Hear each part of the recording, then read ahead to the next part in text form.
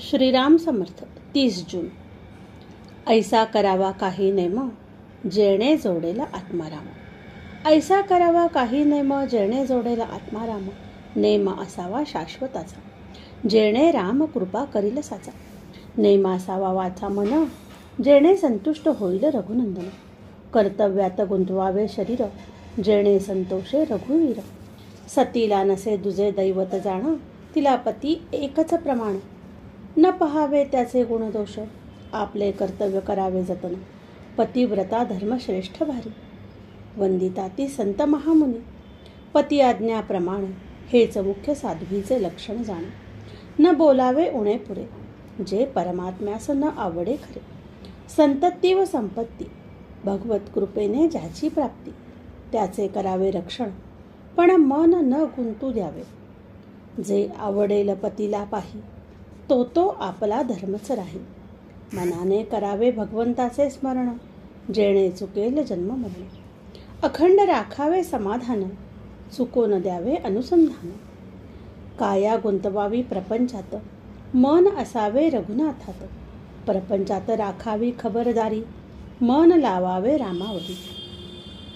त्याचा राम होईल दाता न करावी कशाची चिंता. मुखी असावे नामस्मरण हृदयात भगवंताच्या अस्तित्वाची जाणीव. शुद्ध राखावे आचरण पवित्रम अंतःकरण. मुखाने भगवंताचे स्मरण त्यावर कृपा करील रघुनंदन. हा ठेवावा विश्वास अनुभव येईल नक्की खास. पतीस करावे एकदा तरी नमन राम रूप जाणून. त्याचे जाणावे मनोगत तैसे वर्तणे हे आपले हित. ऐसा नेम ज्याचे घरी राम उभा त्याचे दारी. आल्या अतिथा अन्न द्यावे कोणास विनमुख न पाठवावे. राम करता हा ठेवा भाव कमीपणाला नाही ठाव. सर्वांचे उगमस्थान एक हे धरावे चित्ती. त्याला नाही कशाची भीती. रामाविण न पहावे जग समाधानाची खूण हीच सत्य. जे जे काही यावे ते रामापासून आले हा ठेवावा भाव. साक्षीत्वाने देहाचा प्रपंच पहावा अंतरी रघुनाथ बजावा. देहाची गती प्रारब्धाचे हाती ऐसे शास्त्रे सांगती. परी न येई हे चित्ती एकच जगती माझा रूप. मुखाने घ्यावे रामनाम हृदयी परमात्म्याचे प्रेम. याहून दुजा न करावा विचार हा ठेवावा निर्धार.